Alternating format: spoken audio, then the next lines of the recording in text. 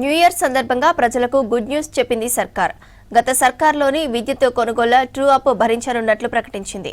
New year రోజున మరో కీలక నిర్ణయం తీసుకుంది ప్రభుత్వం.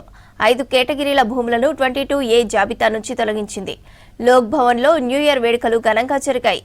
గవర్నర్ అబ్దుల్ నజీర్, సమీరా దంపతులను కలిసి విశేష్ చెప్పారు ఉన్నతాధికారులు.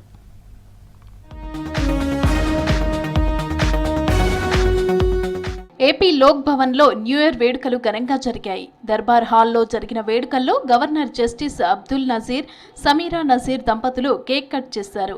రాష్ట్ర ప్రభుత్వ ప్రధాన కార్యదర్శి విజయానంద్ దంపతులు గవర్నర్ దంపతులకు బొకే అందజేసి నూతన సంవత్సర శుభాకాంక్షలు తెలిపారు. లోక్ భవన్ అధికారులు, సిబ్బంది ఈ వేడుకల్లో పాల్గొన్నారు.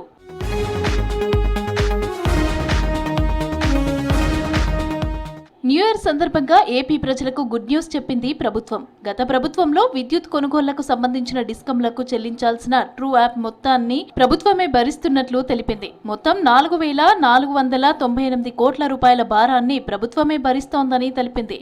ఇందుకు సంబంధించి ఈఆర్సీకి లేఖ రాసింది ప్రభుత్వం.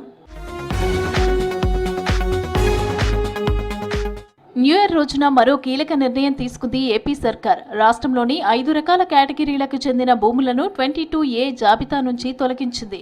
ఇందుకు సంబంధించి కొత్త సంవత్సరంలో తొలి సంతకం చేశారు రెవెన్యూ శాఖ మంత్రి అనగాని సత్యప్రసాద్. ప్రైవేటు భూములు, ప్రస్తుత మాజీ సైనిక ఉద్యోగులకు చెందిన భూములు, స్వతంత్ర సమరయోధుల భూములు, రాజకీయ బాధితులకు కేటాయించిన భూములను 22A జాబితా నుంచి పూర్తిగా తొలగించనున్నట్లు చెప్పారు మంత్రి. మిగిలిన 4 రకాల భూములపై త్వరలో జీవోఎంలో చర్చించి నిర్ణయం తీసుకోనున్నట్లు తెలిపారు.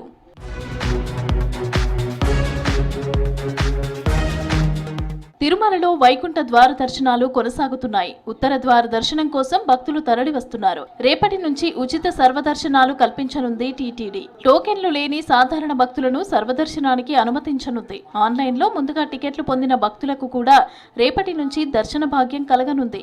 మరోవైపు తిరుమలలో లడ్డూ ప్రసాదాల విక్రయాలు రికార్డు స్థాయికి చేరినట్లు తెలిపింది టీటీడీ. 2024తో పోలిస్తే 2025లో 10% అదనంగా భక్తులకు లడ్డూలు విక్రయించినట్లు ప్రకటించింది.